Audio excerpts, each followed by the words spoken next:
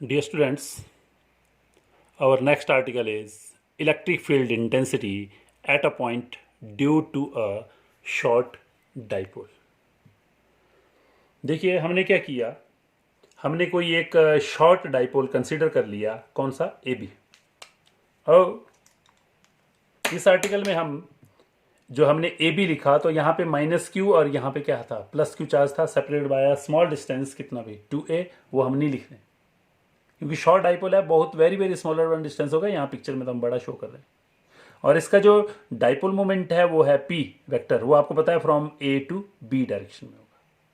ओ आपने सेंटर बना लिया।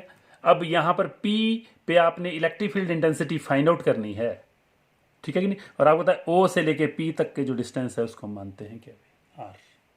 वो तो आपने पिछले आर्टिकल्स में भी किया था, इसलिए फिर मैं वही लेके चल रहा हूँ। अब देखिए आपके पास जो ये शॉर्ट डाइपोल है आपके पास, तो इसको बिल्कुल वेरी वेरी शॉर्ट है, तो इसको हमें क्या है कि कंसीडर करने के लिए थोड़ी सी प्रॉब्लम होगी क्योंकि वेरी शॉर्ट है। तो हम क्या करते हैं कि ये जो डाइपोल मोमेंट है इसके दो रेक्टेंगुलर क्या बना देते हैं, कंपोनेंट्स बना देते हैं, टू रेक्टेंगुलर कंपोनेंट्स।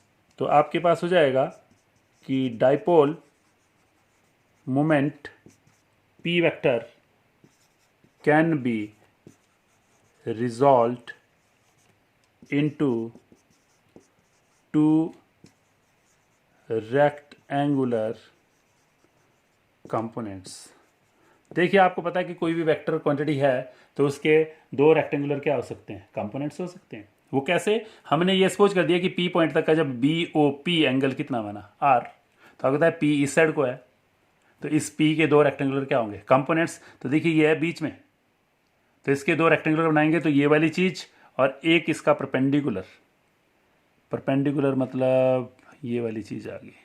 तो मैंने इसको थोड़ा सा दोनों तरफ कर दिया, ये और ये, ठीक है कि नहीं। तो मैंने यहाँ पर क्या कर दिया, इसके दो रेक्टेंगुलर क्या होंगे, कंपोनेंट्स। तो देखिए कौन कौन से, ये वाला मैंने मान लिया ये ए बी था कोई डाइपोल आपके पास, तो इसका मैंने नेम दे दिया A1 B1, ये वाला आपके पास एक, और ये वाला आ जाएगा A2 और ये वाला कितना आ गया B2। देखो डायरेक्शन भी इस रंग से आ रही है। अब देखिए ये बीच में आ गया, जो वेक्टर है आपके पास वो बीच में आ गया है, तो इसके दो रेक्टेंगुलर क्या बन गए, कंपोनेंट्स। तो एक हो गया A1 B1 और एक बन गया A2 B2। देखो रेक्टेंगुलर कंपोनेंट्स बनना है 90 डिग्री एंगल, इन दोनों के बीच में 90 डिग्री एंगल बनना चाहिए, और ये वाली आपके पास उसके बीच में आना चाहिए, जिसके हम क्या रिजल्टेंट बोल सकते हैं एक तरह से, या जिस गिवन वेक्टर।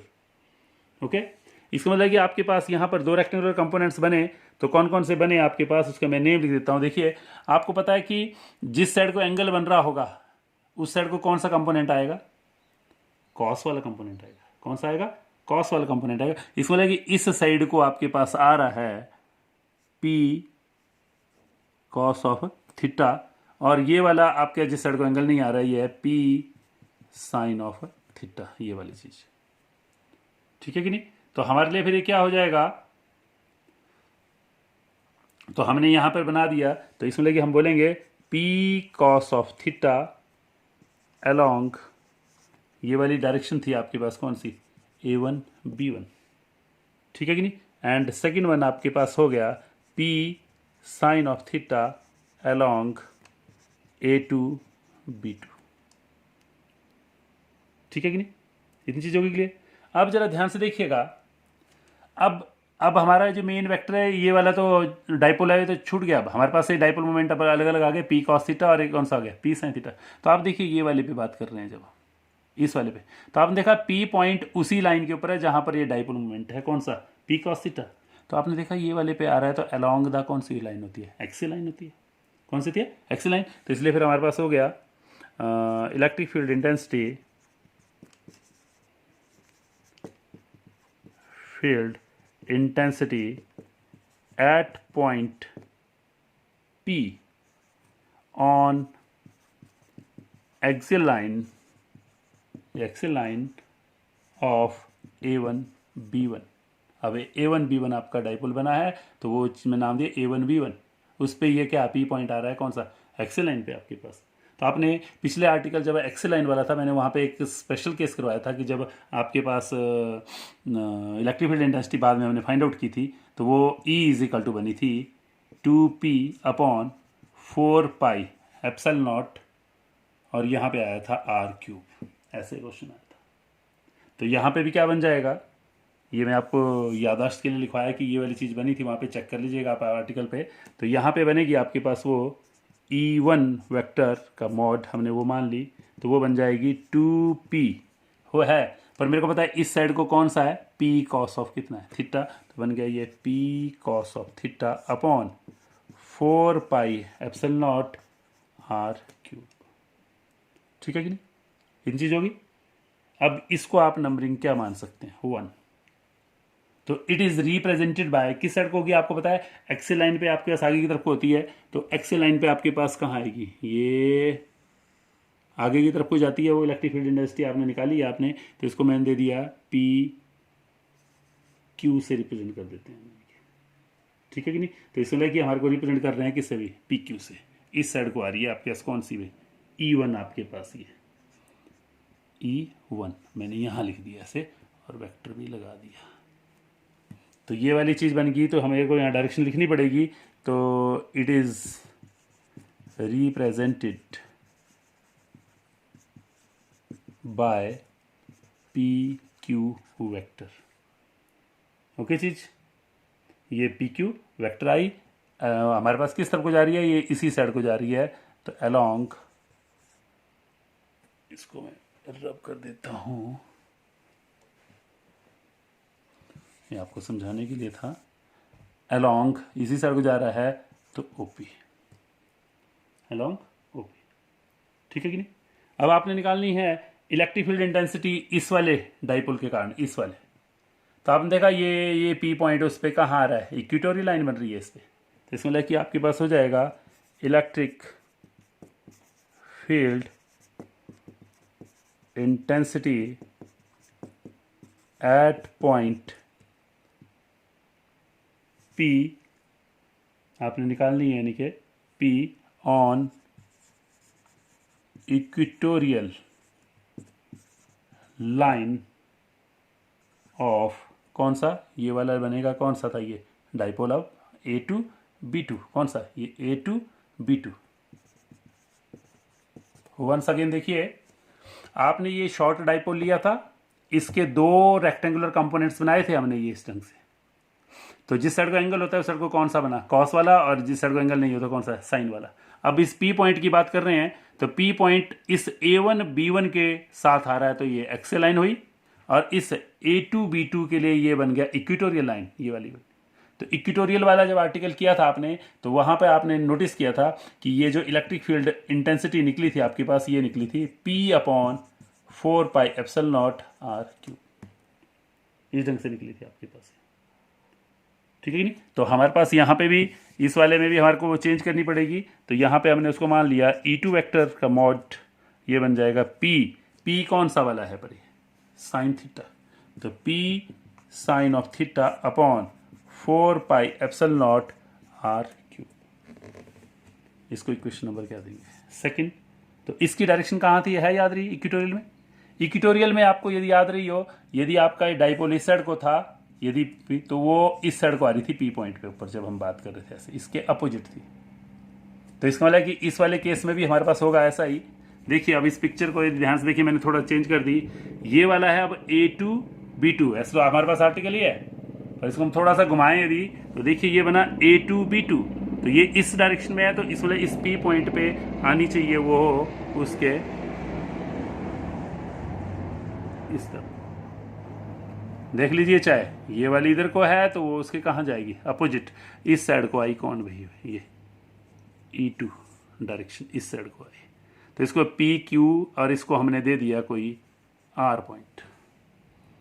तो इट मीन्स आपके पास ये हो गया, it is represented by PR vector. ये क्या था अभी आपके पास, किस साइड को था, ये पैरेलल टू किसके, इसके B2 A2, देखो B2 A2 के पैरेलल है वो लाइन, होगी चीज क्लियर। ठीक है, अब आपको पता लग गया कि ये E1 इस साइड को आ रहा है, E2 इस साइड को आ रहा है। अब डायरेक्शन के बारे में हमारे को ज़्यादा नहीं पता लग रहा है इनके बारे में, तो इसमें कि अब नेट इलेक्ट्रिक फील्ड इंटेंसिटी निकालनी है हमने, तो वो कैसे फाइंड आउट करें। तो उसके लिए हम क्या करते हैं, हम यहाँ पर कंप्लीट द रेक्टेंगल कर देते हैं ये वाले पे। आपको पता है कि जितना ये है उतना बना के ये कंप्लीट द पैरेललोग्राम आपने बनाया पी क्यू आर, और इसको दे देते हैं क्या भी एस। तो आपके पास ये वाला जो यहाँ से आएगा ये कहलाएगा कौन भी, रिजल्टेंट इलेक्ट्रिक फील्ड इंटेंसिटी।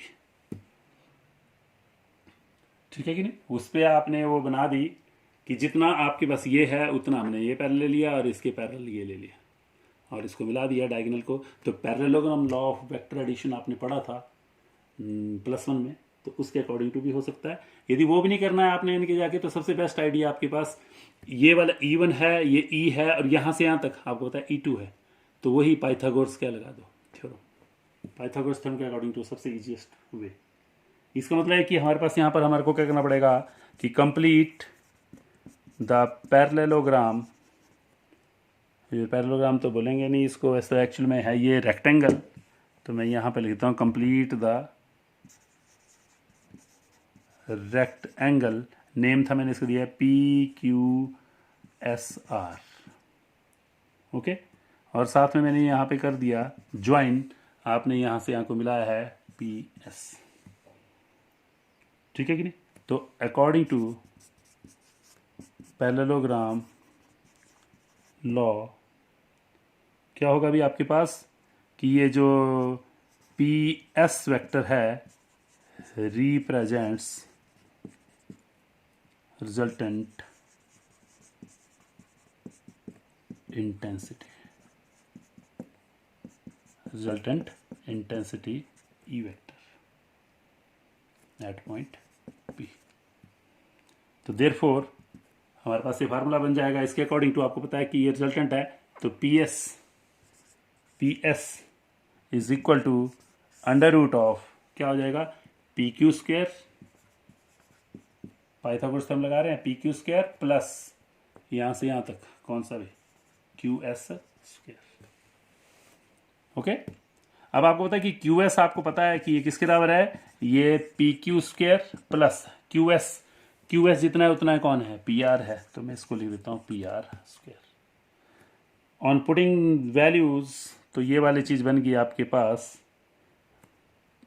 इसको मैं मॉड में लिख देता हूँ चाहे, तो ये अंडर रूट ऑफ ये वाली PQ वाली आपके पास थी, देखो PQ के अकॉर्डिंग टू थी आपके पास कौन सी E1, तो E1 vector mod square plus PR आपने यहाँ पे देखो PR था, तो ये है आपके पास कौन सी भी, देखिए ये वाली चीज़ है E2, it is represented by PR, तो ये वाली आपके पास थी E2 वेक्टर का mod. On putting the values of E1 and E2 from equation number 1 and equation number 2, we get under root of, देखिए इसकी वैल्यूज थी आपके पास 2p cos of theta upon 4 pi epsilon naught r cube, यहाँ पर square हो जाएगा, plus दूसरी वाली की वैल्यू आपके पास थी ये वाली, ये थी p sine of theta upon 4 pi epsilon naught r cube whole raised to power 2, okay.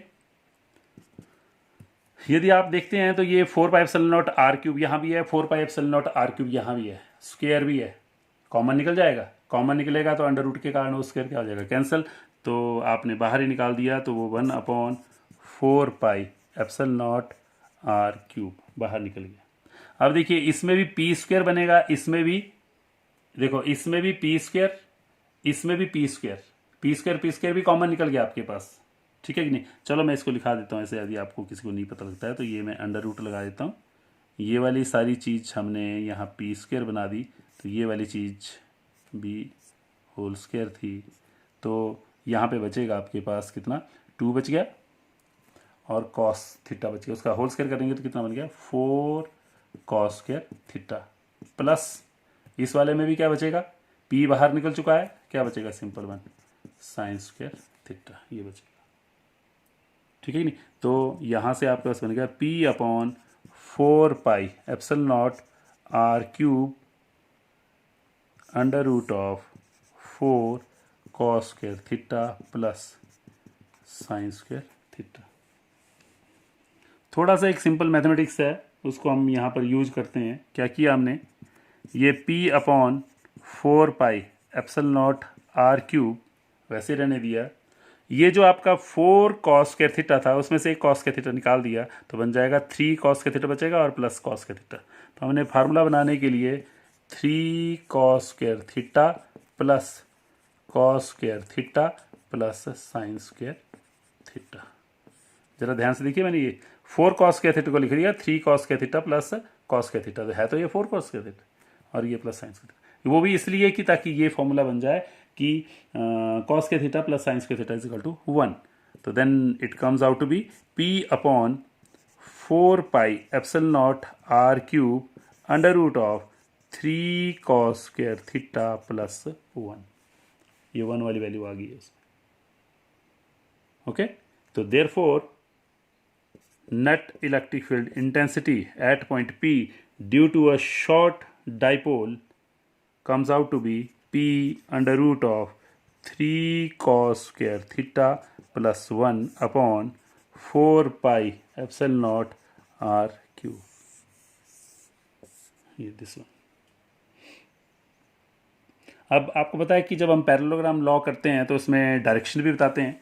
Suppose करते हैं कि आपकी ये वाला जो आपके पास था रिजल्टेंट इंटेंसिटी थी वो किसी भी वेक्टर के साथ, चाहे E1 के साथ चाहे E2 के साथ कुछ एंगल बनाती थी, तो हमने उसको मान लिया कितना भी अल्फा उस पिक्चर। तो इसको लेके आपके पास ये हमने कर दिया, इस वाले को मैं यहाँ लिख देता हूँ कि लेट आपने इस एंगल को माना है अल्फा, तो ये बना QPS। Let QPS is equal to alpha.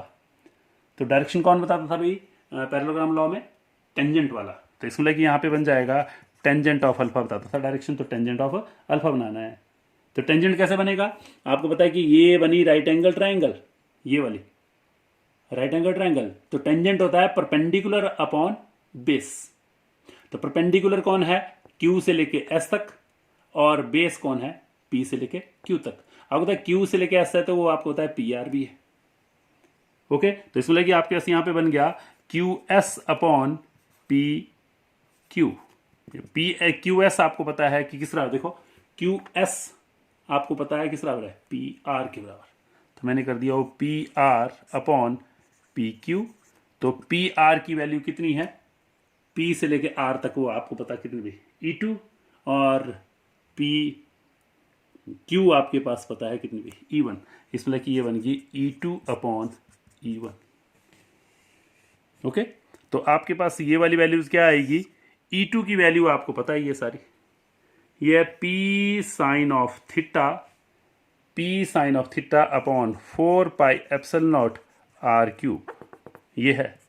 और E1 की वैल्यू आपको पता है ये 2P cos theta upon 4 pi epsilon naught R cube. तो ये वाली इधर आ जाएगी तो उल्टी है, तो ये बन जाएगी 2P cos ऑफ थीटा, तो इसका डिनोमिनेटर ऊपर चला जाएगा 4 pi epsilon naught R cube.